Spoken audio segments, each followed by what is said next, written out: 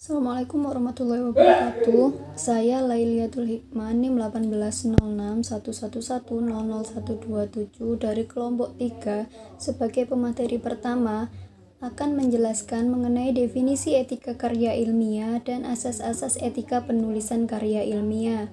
Yang pertama yaitu definisi etika penulisan karya ilmiah. Etika adalah norma atau standar aturan perilaku yang membahas secara kritis, rasional, dan sistematis tentang moral, serta mengarahkan moral tersebut untuk memilih perilaku kita sendiri dan hubungannya dengan orang lain. Atau, secara sederhana, etika merupakan cabang filsafat tentang perilaku manusia yang memandang dari baik dan buruknya perilaku tersebut. Sedangkan, karya ilmiah sendiri dapat dipahami sebagai teks yang ditulis dengan susunan sistematis, logis, dan memenuhi kaidah ilmu pengetahuan yang berlaku.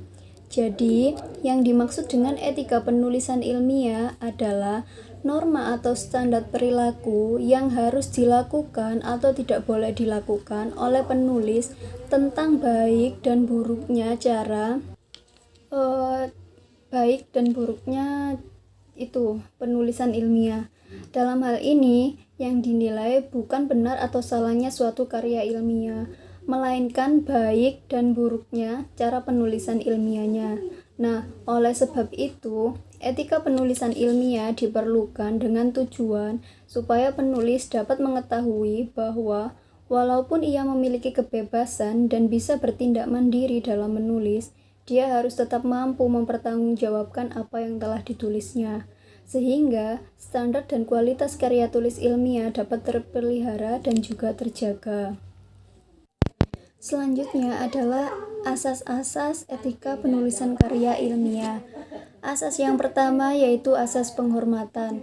Dalam asas penghormatan ini merupakan prinsip di mana di dalamnya mengandung tuntutan moral bahwa kita dalam menulis karya ilmiah, di dalam batin kita harus timbul sikap atau keinginan untuk menghormati orang lain. Tuntutan moral atau sikap batin yang disebutkan tadi dapat diwujudkan dalam tindakan nyata, yaitu dengan prinsip penata atau norma, di mana prinsip penata di sini adalah prinsip yang menata, menuntun, atau mengatur perilaku. Dalam hal ini yang dimaksud adalah penulis, bagaimana seharusnya dia berkelakuan. Dari sudut pandang sosiologi, tingkat kepatuhan orang terhadap norma atau aturan itu tergantung dari moral yang ada di dalam diri mereka sendiri. Maksudnya seperti ini, ketika di dalam diri dari seorang penulis itu sendiri, moralnya itu sudah memadai, sudah bagus, secara otomatis dia akan melakukan sesuai dengan norma yang berlaku. Salah satu contoh prinsip penata yang ditunjang oleh prinsip moral penghormatan adalah asas kejelasan. Maksudnya adalah sebagai penulis karya ilmiah, penulis dituntut untuk menuangkan pernyataan-pernyataan atau uraian-uraian yang ditulis dalam kalimat yang jelas, tidak mengandung bermacam taswiran. Kemudian, susunan atau formatnya juga jelas, daftar pustaka dan lainnya juga harus jelas. Nah, dengan terpenuhinya syarat kejelasan tersebut, kita sudah dianggap menghormati pembaca. Karena dengan kejelasan tersebut, pembaca tidak dibuat sengsara. Maksudnya dia langsung paham gitu loh. Jadi dia tidak bingung. Asas penghormatan ini juga berkaitan dengan prinsip pengakuan. Maksudnya adalah dalam konteks penulisan karya ilmiah itu terdapat hak kepemilikan atau ide. Jadi misalnya kita menulis karya ilmiah, itu idenya dari sebuah buku atau karya orang lain, maka kita harus mengakui bahwa ide tersebut adalah milik orang lain. Caranya gimana? Ya nanti kita masukkan ke dalam dapus. Yang terakhir yaitu asas penghormatan berkaitan dengan gaya bahasa. Mungkin bagi ilmu-ilmu alam atau eksakta, gaya bahasa ini tidak masalah gitu. Tetapi jika dikaitkan dengan ilmu sosial, gaya bahasa ini akan menimbulkan akan menimbulkan etika-etika baru, di mana kita ini nanti kaitannya dengan menghormati si pembaca. Misalnya gini, ketika kita menulis untuk orang atau masyarakat Jerman, kita harus mengetahui terlebih dahulu gaya bahasa mereka itu seperti apa. Nah, ketika kita sudah tahu, maka kita harus menyesuaikan tulisan kita dengan gaya bahasa mereka supaya mereka bisa langsung paham dengan apa yang kita tulis gitu. Misalnya lagi kita menulis untuk orang di wilayah A atau di kota A, ya kita juga harus tahu dulu gaya bahasa mereka seperti apa. Jadi kaitannya di sini adalah untuk menghormati dari si pembaca itu sendiri. Asas yang kedua yaitu asas pengakuan. Sebenarnya asas pengakuan ini tadi sudah sedikit disinggung dalam asas penghormatan, di mana dalam asas pengakuan ini merupakan prinsip moral yang mengandung tuntutan bahwa kita harus memiliki sikap bersedia mengakui bahwa gagasan yang tertuang dalam suatu publikasi adalah milik si penulis. Nah, dari sini maka akan muncul prinsip penata, di mana penata di sini berupa kutipan dan aspek teknisnya. Misalnya gini, ketika kita menulis, kita menggunakan gagasan orang lain, maka kita harus terbuka dan mengakui bahwa kita meminjam barang orang lain. Tanda atau bukti yang menyatakan kita meminjam itu apa? Yaitu berupa kutipan. Tanpa kutipan, maka kita akan dianggap mencuri. Tetapi perlu diingat juga, sekalipun kita sudah mencantumkan kutipan tersebut sebagai tanda bahwa kita mengakui itu milik orang lain, ketika dalam menulis kutipan itu salah, itu sama saja, karena kita nanti akan tetap dianggap mencuri gagasan orang lain.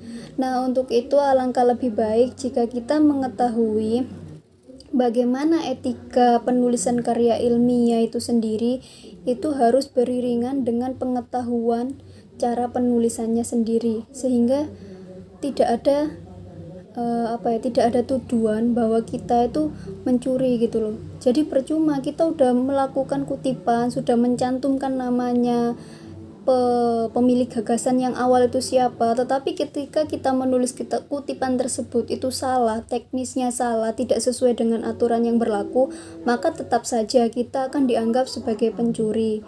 Nah, itulah pentingnya di mana etika atau moral dalam penulisan karya ilmiah itu harus seimbang dengan pengetahuan dalam penulisan karya ilmiah, seperti itu. Untuk selanjutnya mungkin akan dijelaskan oleh pemateri yang kedua. Assalamualaikum warahmatullahi wabarakatuh. Saya Lalatul Rafiatul Manunah, NIM 148.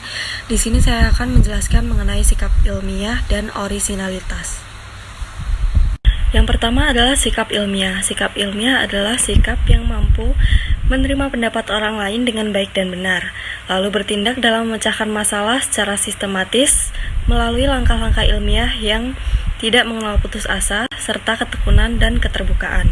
Dengan kata lain, sikap ilmiah adalah sikap yang harus dimiliki oleh seorang ilmuwan atau akademis ketika menghadapi persoalan-persoalan ilmiah. Sikap-sikap ilmiah ada 7, yaitu antara lain yang pertama, sikap ingin tahu. Seseorang yang bersikap ilmiah selalu bertanya-tanya tentang berbagai hal yang dihadapinya.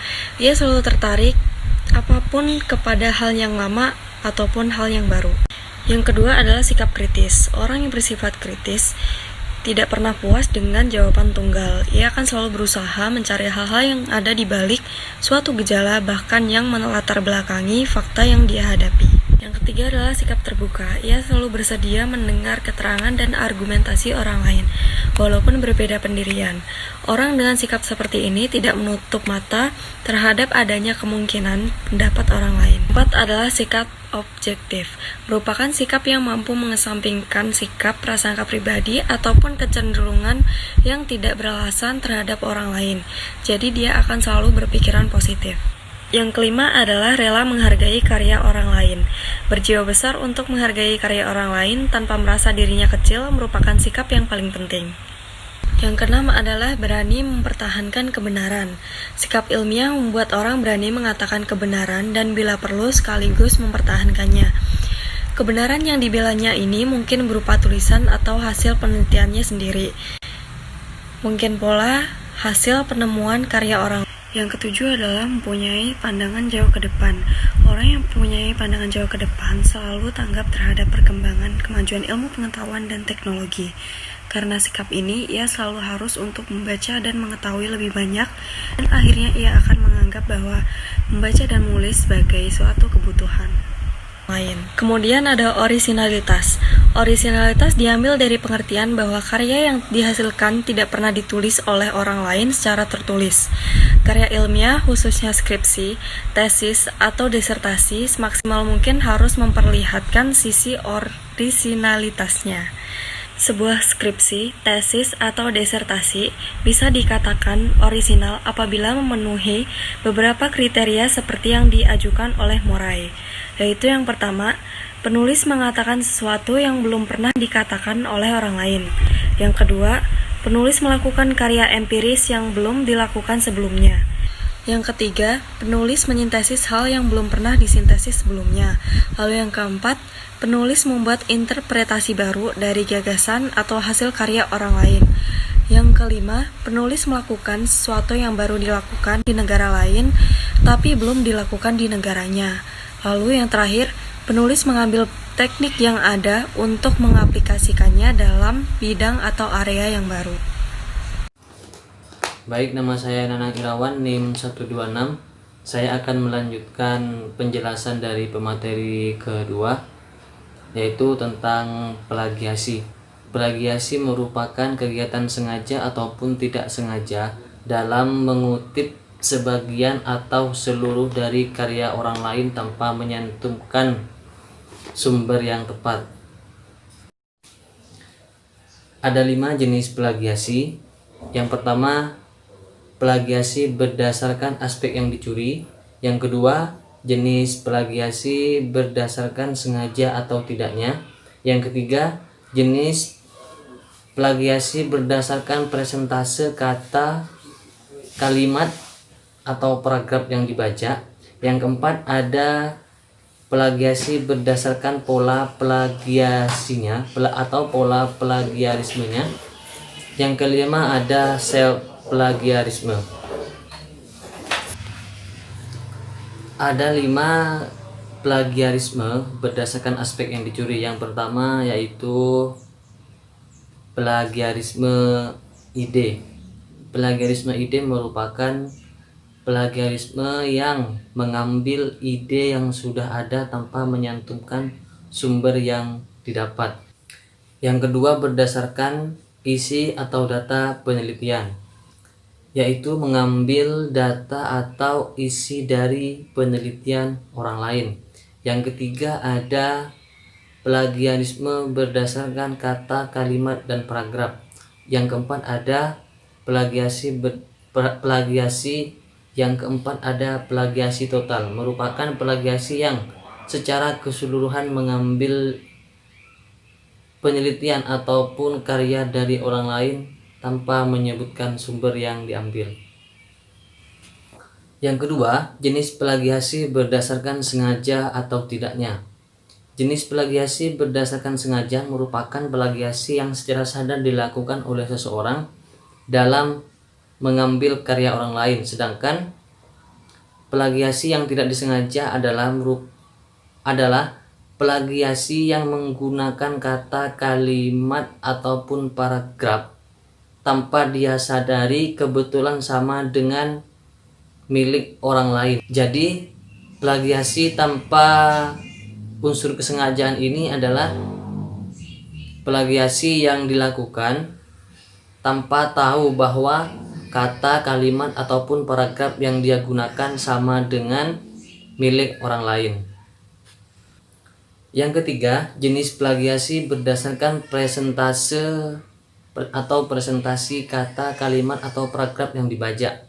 Dalam kategori rendah, jenis plagiasi yang diambil berupa kurang dari 30%. Sedangkan dalam tanda sedang, plagiasi yang diambil yaitu sekitar 30-70%. Sedangkan plagiasi dalam kategori berat ataupun total yaitu di atas 70%.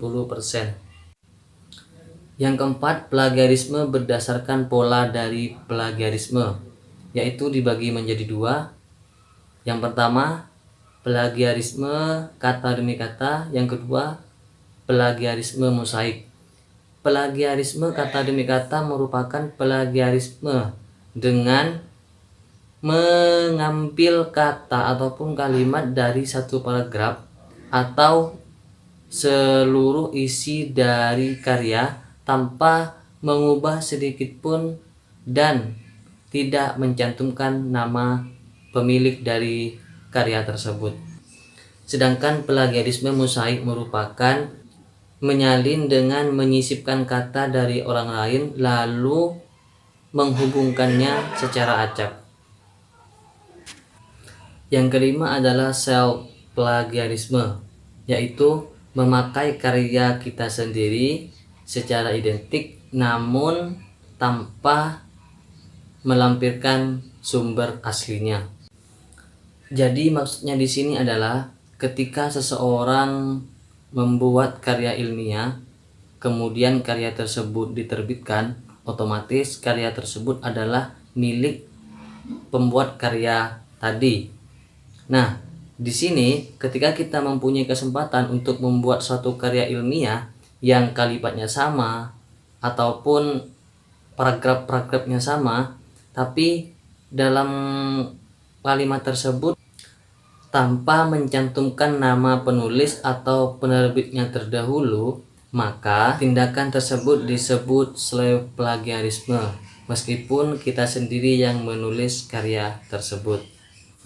Nah, selanjutnya adalah contoh dari plagiasi berdasarkan aspek yang dicuri. Yang pertama berdasarkan aspek ide. Nah, bisa kita lihat di gambar tersebut, itu merupakan pada Wibowo tahun 2004, itu merupakan karya ilmiah yang asli. Kemudian pada kolom kedua, pekerja penulis, itu merupakan plagiasi yang dilakukan oleh seseorang. Dia itu mengutip ide dari Wibowo tanpa mencantumkan sumber kutipan. Yang kedua, contoh plagiarisme berdasarkan data yang dicuri. Nah, bisa kita lihat di gambar tersebut, itu merupakan data penelitian dari seseorang. Kemudian data tersebut diambil oleh plagiat, kemudian dimasukkan ke dalam karya ilmiahnya. Selanjutnya adalah contoh dari plagiarisme total. Kita bisa lihat di situ pada kotak pertama merupakan karya original dari seseorang.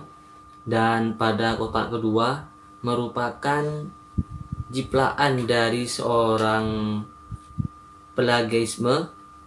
Kita bisa lihat perbedaannya, tidak ada perbedaan dari situ.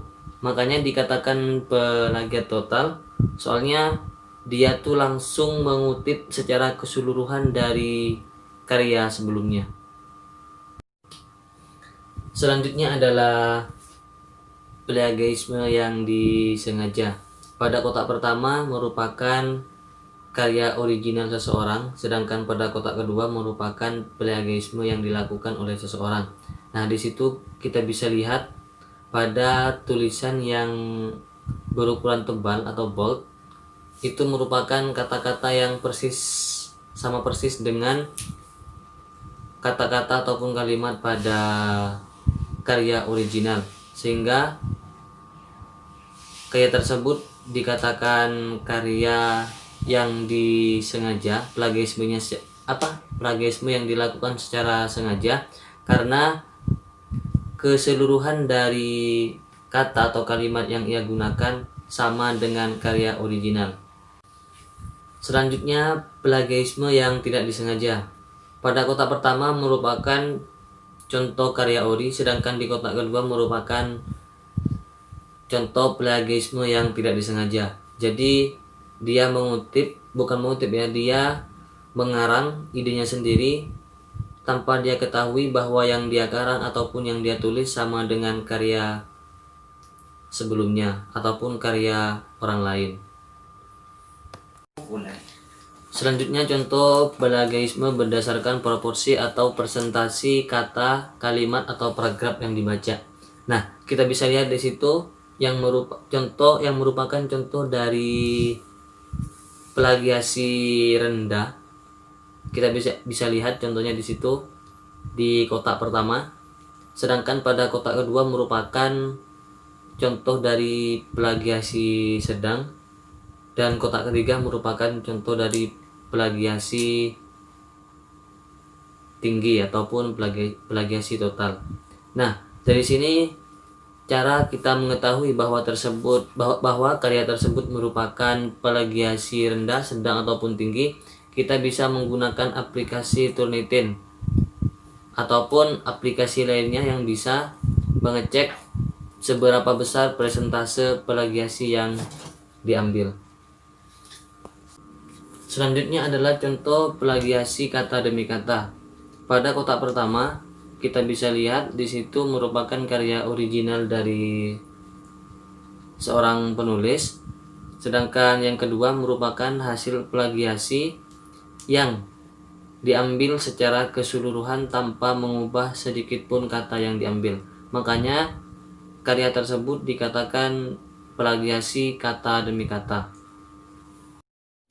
Contoh dari plagiarisme mosaik adalah tertarik dengan suatu bagian tulisan dari seseorang dan ingin mengesankan bahwa itu adalah idenya. Agar tidak ketahuan, beberapa kata tersebut diganti kemudian diakui sebagai karyanya. Selanjutnya adalah contoh plagiasi dari self-plagiarisme. Yang pertama yaitu mengumpulkan kembali tugas yang pernah dikumpulkan. Kemudian yang kedua, menggunakan ide ataupun data yang sudah digunakan sebelumnya pada penelitian yang telah dilakukan. Kemudian yang ketiga, menerbitkan penelitian yang sama dalam jurnal yang berbeda. Selanjutnya yaitu haki atau hak atas kekayaan intelektual. Jadi, hak atas kekayaan intelektual di sini maksudnya adalah hak eksklusif yang diberikan kepada orang atau sekelompok orang yang telah membuat suatu karya. Nah, dengan adanya haki ini, maka orang tidak akan bisa dengan seenaknya atau semudahnya menggunakan karya orang lain tanpa mendapatkan izin atau meminta izin terlebih dahulu dari orang yang bersangkutan. Nah, dari sini dapat kita ketahui bahwa objek dari haki ini adalah suatu karya yang diciptakan dari hasil pemikiran dan kemampuan intelektual manusia. Nah, haki ini ada dua macam. Yang pertama yaitu hak cipta dan yang kedua yaitu hak kekayaan atas industri. Nah, karena ini kaitannya atau bahasannya mengenai karya ilmiah, maka yang termasuk dari haki karya ilmiah ini adalah hak cipta. Lantas hak cipta itu apa? Jadi, yang dimaksud dengan hak cipta adalah hak eksklusif yang diberikan oleh suatu negara kepada orang yang telah membuat karya, baik itu di bidang ilmu pengetahuan, seni, ataupun sastra, di mana dari ketiga bidang ini itu dapat mendukung perkembangan bangsa dan memajukan kesejahteraan umum, di mana sebagaimana yang telah diamanatkan oleh Undang-Undang Dasar Negara Republik Indonesia tahun 1945. Sedangkan definisi dari hak cipta menurut pasal 1 Undang-Undang Nomor 28 tahun 2014 itu menyatakan bahwa hak cipta itu adalah hak eksklusif pencipta yang timbul secara otomatis berdasarkan prinsip deklaratif setelah suatu ciptaan diwujudkan dalam bentuk nyata tanpa mengurangi pembatasan sesuai dengan ketentuan peraturan perundang-undangan. Seperti yang kita ketahui bahwa untuk membuat suatu inovasi atau membuat penciptaan suatu karya atau produk itu kan pastinya memerlukan waktu yang sangat lama dan juga kerja keras. Nah, dari sini dapat kita katakan bahwa salah satu manfaat adanya haki ini adalah untuk melindungi haki orang lain. Di samping itu juga manfaat haki ini adalah untuk melindungi hasil karya dan penciptaan serta nilai ekonomis yang ada dalam ciptaan tersebut. Sekiranya itu yang bisa saya jelaskan mengenai haki, dan akan dilanjutkan materi berikutnya. Selanjutnya adalah pencegahan pada plagiarisme. Ada beberapa cara dalam pencegahan plagiarisme.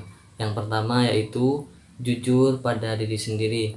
Maksudnya di sini adalah ketika kita menulis karya ilmiah, jika karya tersebut merupakan hasil pemikiran kita sendiri, maka boleh tanpa menggunakan rujukan ataupun sumber yang dikutip. Namun, ketika kita membuat karya ilmiah tapi menggunakan rujukan dari orang lain, maka di situ harus kita cantumkan nama pemilik dari karya tersebut ataupun penerbit terdahulu dari karya yang kita rujuk. Yang kedua yaitu pengakuan terhadap karya orang lain. Pengakuan terhadap karya orang lain merupakan kegiatan yang wajib kita miliki dalam membuat suatu karya ilmiah. Maksudnya mengakui karya orang lain di sini adalah ketika kita merujuk dari karya orang lain, maka kita perlu melampirkan di daftar pustaka apa yang kita rujuk ataupun sumber yang kita ambil. Yang ketiga yaitu meningkatkan peran pendidik dalam upaya pencegahan plagiarisme. Nah, pendidik di sini sebagai pembimbing mahasiswanya dalam membuat suatu karya ilmiah. Maksudnya di sini adalah sebagai seorang pendidik ataupun guru harusnya memberikan arahan bagaimana menulis karya ilmiah yang baik, memberikan ide ataupun pembelajaran untuk bisa menulis karya ilmiah yang baik dan benar. Assalamualaikum warahmatullahi wabarakatuh. Nama saya Nisa Divina Utari, NIM 131. Di sini saya akan melanjutkan materi dari pemateri sebelumnya, yaitu sanksi plagiarisme. Berdasarkan pasal 12 nomor 17 tahun 2010 dalam Peraturan Menteri Pendidikan Nasional Indonesia, sanksi bagi mahasiswa yang terbukti melakukan plagiat sebagaimana yang dimaksudkan dalam pasal 10 ayat 4 berurutan dari yang paling ringan sampai dengan yang paling berat. Yang pertama adalah teguran, lalu peringatan tertulis, penundaan pemberian sebagai hak mahasiswa, lalu pembatalan nilai 1 atau beberapa mata kuliah yang diperoleh mahasiswa, pemberhentian dengan hormat dari status sebagai mahasiswa, lalu pemberhentian dengan tidak hormat, pembatalan ijazah apabila mahasiswa telah lulus, sanksi bagi dosen atau peneliti atau tenaga kependidikan yang terbukti melakukan plagiat sebagaimana dimaksud dalam pasal 11 ayat 6 secara berurutan dari yang paling ringan sampai dengan yang paling berat.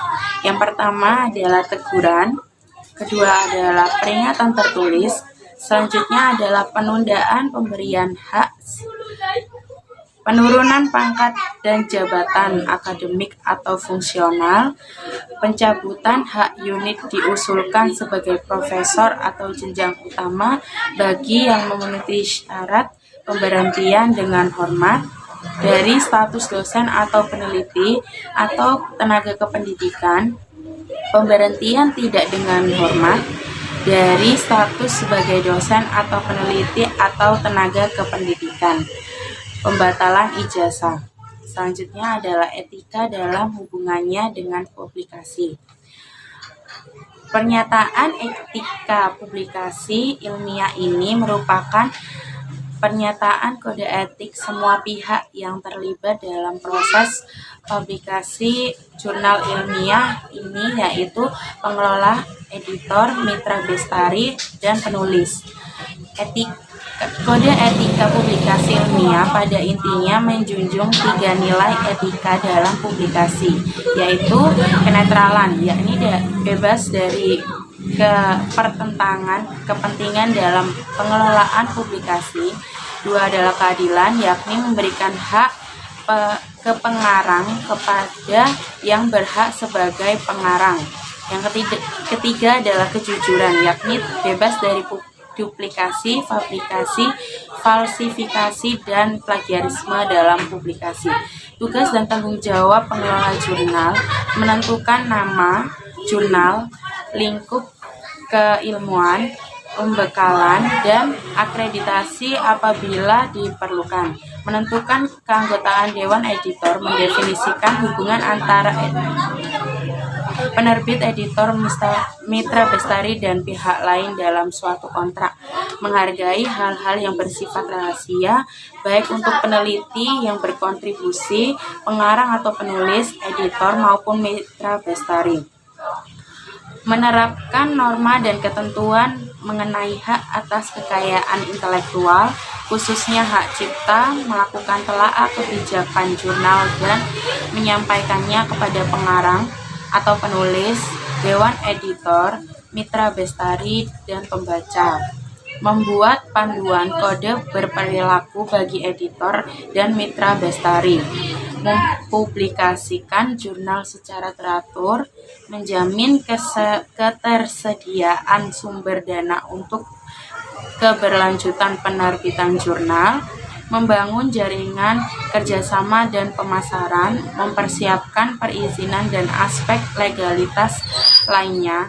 Tugas dan tanggung jawab editor mempertemukan kebutuhan pembaca dan pengarang atau penulis, mengupayakan peningkatan mutu publikasi secara berkelanjutan, menerapkan proses untuk menjamin mutu karya tulis yang dipublikasikan, mengedepankan kebebasan berpendapat secara objektif, memelihara integritas rekam jejak akademik pengarang, menyampaikan koreksi, klarifikasi, penarikan, dan permintaan maaf apabila diperlukan, bertanggung jawab terhadap gaya dan format karya tulis, sedangkan isi dan segala pernyataan dalam karya tulis adalah tanggung jawab pengarang atau penulis. Secara aktif meminta pendapat pengarang, pembaca, mitra bestari, dan anggota dewan editor untuk meningkatkan mutu publikasi. Mendorong dilakukannya penilaian terhadap jurnal apabila ada temuan, mendukung inisiatif untuk mengurangi kesalahan penelitian dan publikasi dengan meminta pengarang melampirkan formulir clearance etik yang sudah disetujui oleh Komisi Clearance Etik, mendukung inisiatif untuk mendidik peneliti tentang etika publikasi, mengkaji efek kebijakan terbitan terhadap sikap pengarang atau penulis dan mitra bestari, serta memperbaikinya untuk meningkatkan tanggung jawab dan memperkecil kesalahan. Memiliki pikiran terbuka terhadap pendapat baru atau pandangan orang lain yang mungkin bertentangan dengan pendapat pribadi. Tidak mempertahankan pendapat pribadi, pengarang atau pihak ketiga yang dapat mengakibatkan keputusan tidak objektif, mendorong pengarang atau penulis supaya dapat melakukan perbaikan karya tulis hingga layak terbit. Tugas dan tanggung jawab mitra bestari mendapat tugas dari editor untuk menelaah karya tulis dan menyampaikan hasil penelaahan kepada editor sebagai bahan penentuan kelayakan suatu karya tulis untuk diterbitkan. Penelaah tidak boleh melakukan telaah atas karya tulis yang melibatkan dirinya, secara langsung maupun tidak langsung. Secara langsung maupun tidak menjaga privasi pengarang dengan tidak menyebarluaskan hasil koreksi, saran, dan merekomendasi dengan memberikan kritik, saran, masukan, dan rekomendasi, mendorong pengarang atau penulis untuk melakukan perbaikan karya tulis, menelaah kembali karya tulis yang telah diperbaiki sesuai dengan standar yang telah ditentukan. Karya tulis ditelaah secara tepat waktu sesuai gaya selingkung terbitan berdasarkan kaidah ilmiah atau metode pengumpulan data, legalitas pengarang, kesimpulan, dan lain-lain. Tugas dan tanggung jawab pengarang atau penulis yang pertama adalah memastikan bahwa yang masuk dalam daftar pengarang atau penulis memenuhi kriteria sebagai pengarang atau penulis, lalu bertanggung jawab secara kolektif untuk pekerjaan dan isi artikel meliputi metode analisis, perhitungan, dan rinciannya. Selanjutnya adalah menyatakan asal sumber daya termasuk pendanaan baik secara langsung maupun tidak langsung. Lalu menjelaskan keterbatasan dalam penelitian menanggapi komentar yang dibuat oleh para mitra bestari secara profesional dan tepat waktu. Lalu menginformasikan kepada editor jika akan menarik kembali karya tulisnya. Membuat pernyataan bahwa karya tulis yang diserahkan untuk diterbitkan adalah asli, belum pernah dipublikasikan di manapun dalam bahasa apapun dan tidak sedang dalam proses pengajuan ke penerbit lain. Sekian dari kelompok kami, mohon maaf apabila ada kesalahan. Wassalamualaikum warahmatullahi wabarakatuh.